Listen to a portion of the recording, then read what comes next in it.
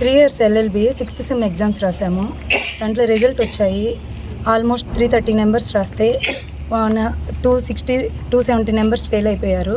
Revaluation వచ్చి అప్పుడు request letter పెట్టాము. మేమందరం బాగా రాసాము, ఎందుకు ఫెయిల్ అయ్యామని అడిగాము. మేము చూస్తామని చెప్పారు. సరే అదే నమ్మకంతో కామ్గా వెళ్ళిపోయాము. తర్వాత రీవాల్యుయేషన్ వస్తే అందరికీ నాట్ ఎఫెక్ట్ అని వచ్చింది. ఓన్లీ 3 or 4 నెంబర్స్ మాత్రమే పాస్ అయ్యారు.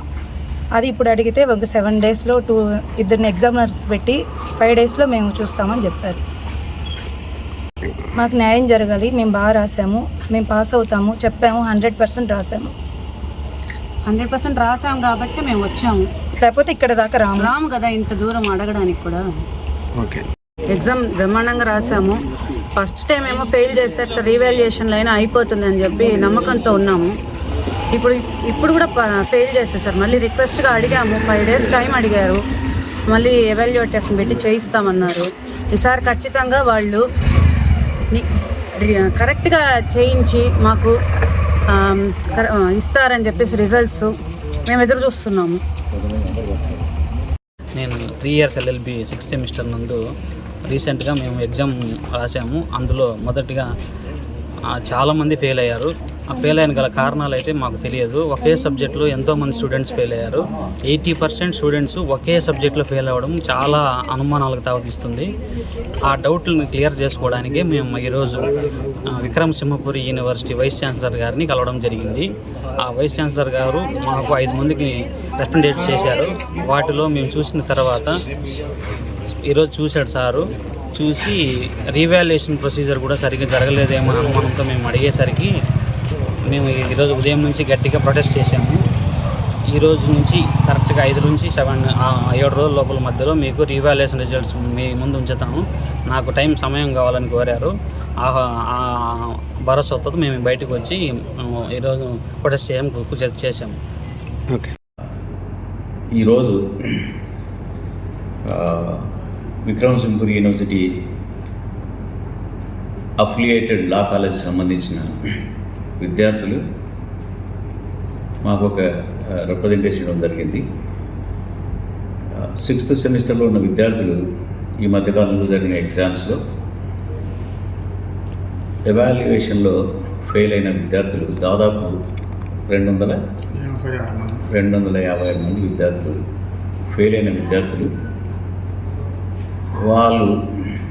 వారికి ఉన్న హక్కు ప్రకారంగా రీవాల్యుయేషన్కి అప్లై చేసుకోవడం జరిగింది. ఈ రీవాల్యుయేషన్ మూల్యాంకనం చేయడానికి ఇక్కడికి మేము పిలిపించిన అధ్యాపకులకు కేర్ఫుల్గా, అంటే మొదటిసారి కూడా కేర్ఫుల్గానే చేయడం జరుగుతుంది. రెండోసారి ఇక్కడికి సెకండ్ రీవాల్యుయేషన్కి అప్లై చేసిన విద్యార్థులందరికీ వాళ్ళ పేపర్లను మూల్యాంకనం చేయడానికి వచ్చిన అధ్యాపకులకు నేనే స్వయంగా మాట్లాడి చాలా జాగ్రత్తగా మూల్యాంకనం చేయమని చెప్పి రిక్వెస్ట్ చేయడం జరిగింది.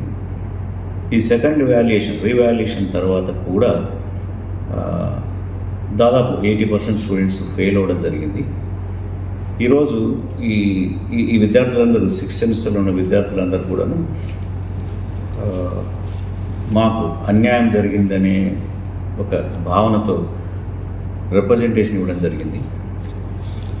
ఇక్కడ విశ్వవిద్యాలయం అనేది విద్యార్థులకు చక్కని భవిష్యత్తు ఇవ్వడం కోసమే మేము నడుస్తున్నాం. కానీ ఏ విద్యార్థికి అన్యాయం చేసే విధంగా యూనివర్సిటీ ఎప్పటికీ ప్రవర్తించదు. సో ఈ విద్యార్థులందరి రిక్వెస్ట్ మేరకు మరి ఒకసారి ఇప్పుడు 2 ఎగ్జామినర్లను పిలిపించేసి ఆ 2 ఎగ్జామినర్ల చేత ఇండివిజువల్గా ఎవాల్యుయేట్ చేయించేసి వాళ్ళు ఇచ్చిన మార్కుల ఆధారంగా యావరేజ్ తీసుకొని మళ్ళీ ఇంకొకసారి ఫలితాలు విడుదల చేస్తాం. ఇదంతా కూడాను 6th సెమిస్టర్లో ఉన్న విద్యార్థులు వాళ్ళ విన్నపం మేరకి యూనివర్సిటీ అధికారులుగా మేము ఈ నిర్ణయం తీసుకొని ఒక వారం రోజుల టైంలో 3rd and 4th ఎగ్జామినర్స్, అంటే ఇప్పుడు ఫస్ట్ ఎవాల్యుయేట్ చేసిన ఎగ్జామినర్ ఫస్ట్ ఎగ్జామినర్ అవుతాడు, రీవాల్యుయేషన్ చేసిన ఎగ్జామినర్ సెకండ్ ఎగ్జామినర్ అవుతాడు.